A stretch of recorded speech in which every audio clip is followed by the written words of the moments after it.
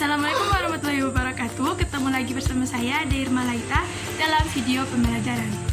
Pada video kali ini, saya akan membawakan materi dari mata kuliah Taksonomi Tumbuhan Tingkat Rendah oleh Bapak Fahri Haruna SPD MPD dengan tanaman alga.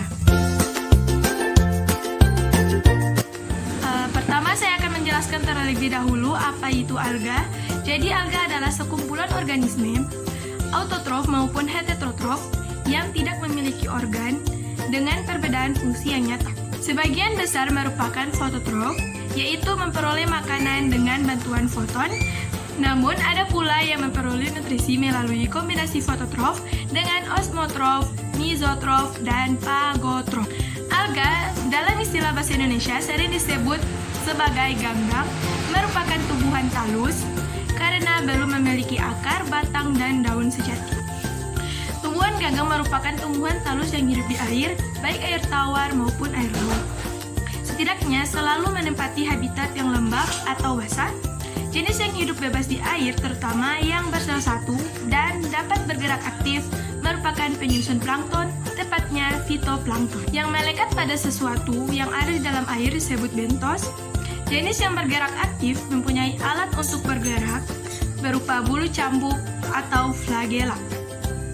Tubuh alga atau ganggang terdapat zat warna atau pigmen yaitu vicocyanin warna biru, klorofil warna hijau, ficosantin warna coklat, ficoerythrin warna merah, koratin warna keemasan, xanthofil warna kuning.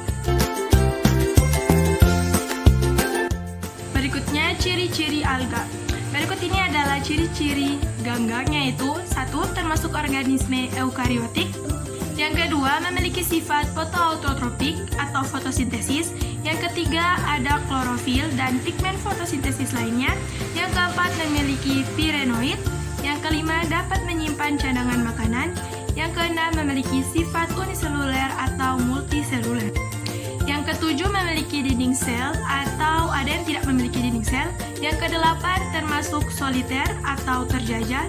Yang kesembilan, bisa juga bergerak, ada yang tidak bisa bergerak. Kesepuluh, dapat juga bereproduksi secara aseksual, yaitu membelah diri atau fragmentasi, spora vegetatif, dan seksual, yaitu konjugasi, singami, dan anisogami. Yang ke-11 termasuk metagenesis atau tidak. Yang ke-12 dapat hidup bebas atau simbiotik dengan jamur, membentuk lumut. Yang ke-13 di dalam tubuh alga atau ganggang tidak dapat dibedakan antara akar, batang, dan daun. Tubuh adalah talus, jadi itu memiliki kelompok alophyta. Dan yang terakhir, memiliki habitat di perairan, baik di air tawar maupun di air laut, tempat yang lembab, dan bisa menempel pada batuan, tanah, lumpur, pasir, atau melekat pada tanaman sebagai epifit dan melekat pada tubuh binatang. Sistem reproduksi pada alga. Ganggang bereproduksi secara aseksual atau vegetatif dan secara seksual atau generatif. Beberapa ganggang hanya mampu bereproduksi secara seksual, seperti Euglena yang terdapat melakukan pembelahan biner cepat. Ada juga ganggang yang dapat bereproduksi secara aseksual dan seksual.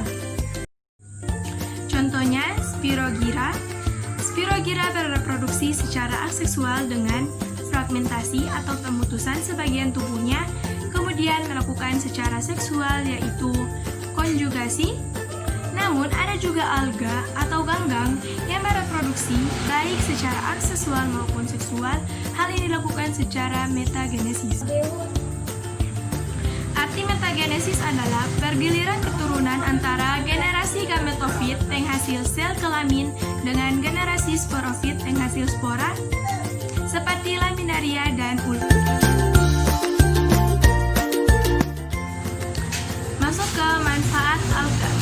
Ganggang banyak dimanfaatkan dalam berbagai macam industri seperti industri kosmetik, industri tekstil, bahan bakar, dalam dunia kesehatan. Ganggang keemasan tanaman, misalnya diatom, sisa-sisa cangkangnya dapat membentuk tanah diatom yang digunakan sebagai bahan peledak, penyekat dinamit, campuran semen, bahan alat penyedap suara, bahan penggosok, bahan isolasi, bahan pembuat cat, dan vernis. Yang kedua adalah laminaria SP yang juga digunakan sebagai pengental dalam industri lem, tekstil, pelapis kertas, dan pasta gigi. Ada juga kondrus SP digunakan sebagai bahan pembuat lem. Ketiga, mikroalga sebagai bahan bakar. Seorang peneliti Indonesia, Mujizat Kawore, menemukan bahwa mikroalga yang melimpah di lautan mengandung senyawa dasar pembentuk bahan bakar. Selanjutnya ada protista fotosintetik yang dapat dijadikan sebagai bahan bakar juga, yaitu Trisopita dan Chloropita. Cyanopita atau ganggang hijau biru merupakan Kingdomonera sebagai bakteri yang dapat dijadikan sumber bahan bakar. Dalam bidang kesehatan ada protista fotosintetik juga, telah dikenal memiliki berbagai macam khasiat dan digunakan dalam pembuatan berbagai obat. Misalnya, Chlorella yang telah diketahui mengandung klorofil 2-3% dari bahannya, protein 55-60%, vitamin C, vitamin E, kalsium, kalium, dan magnesium. Selanjutnya ada Propyra yang bermanfaat untuk suplemen kesehatan, Laminaria digitalis, dan Microcystis tivera sebagai penghasil iodium untuk mengobati penyakit gondok, Laminaria sp sebagai bahan pembuatan pil, tablet antibiotik, dan salep. Agardiella digunakan sebagai obat kanker termasuk kanker paru-paru. Dalam bidang pertanian ada Laminaria sp digunakan untuk pupuk pertanian. Pada budidaya ternak ada Laminaria lavenia digunakan untuk makanan ternak karena banyak mengandung kalium. Dalam bidang ekonomi, ganggang memegang peran yang cukup penting, terutama bagi masyarakat yang tinggal di pesisir dan negara-negara kepulauan yang memiliki daerah laut lebih luas dibanding wilayah daratannya. Masyarakat yang demikian banyak membudidayakan ganggang maupun memanfaatkannya untuk makanan sebagai hasil hewan budidaya mereka. Melihat sekian banyaknya manfaat ganggang di